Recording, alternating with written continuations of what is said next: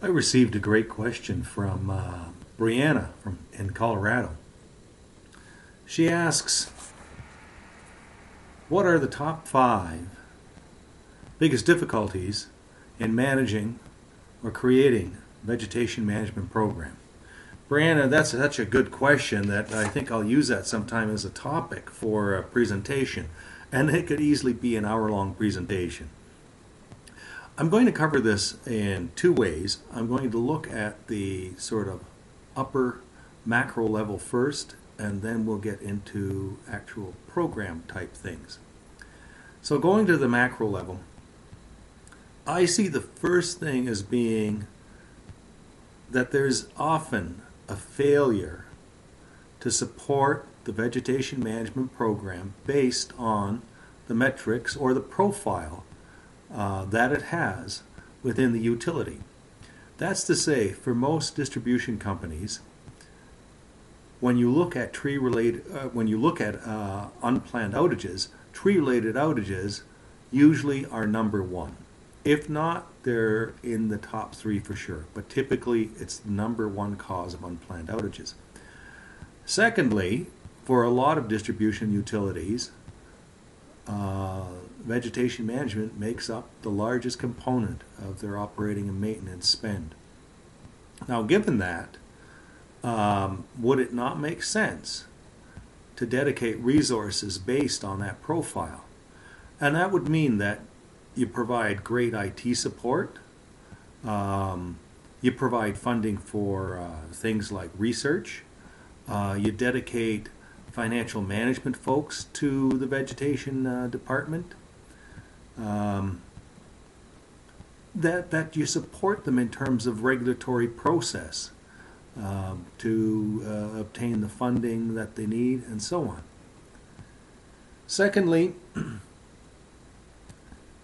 it's important to fund adequately.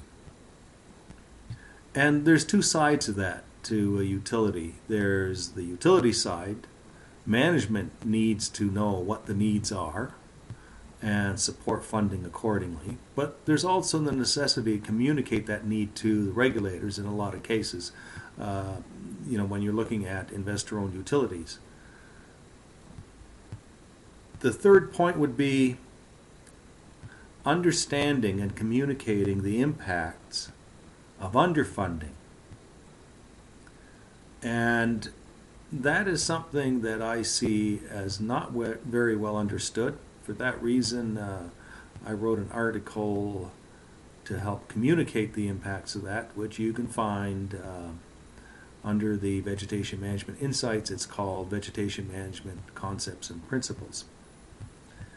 Fourth would be educating, communicating to the public, regulators, and politicians on realistic system performance expectations. I know it's always an inconvenience when a storm comes along and takes the power out, especially so if it's out for a period of days, and sometimes it can extend to a couple of weeks. Very difficult on people. At the same time, there needs to be a recognition what are realistic expectations. Fifth would be obtaining the metrics that would facilitate addressing the difficulties stated in points 2, 3, and 4. So that is the funding adequately, understanding, communicating the impacts of underfunding, and educating, communicating to the public what are realistic performance expectations for the electric system. So let's get into an actual program. Something that I see as critically important is to have one single uniform program. Uniform standards. And that implies centralized control. It's necessary to have the staff and the contractors all on the same page. Secondly, I would look at a full inventory, for the utility forest.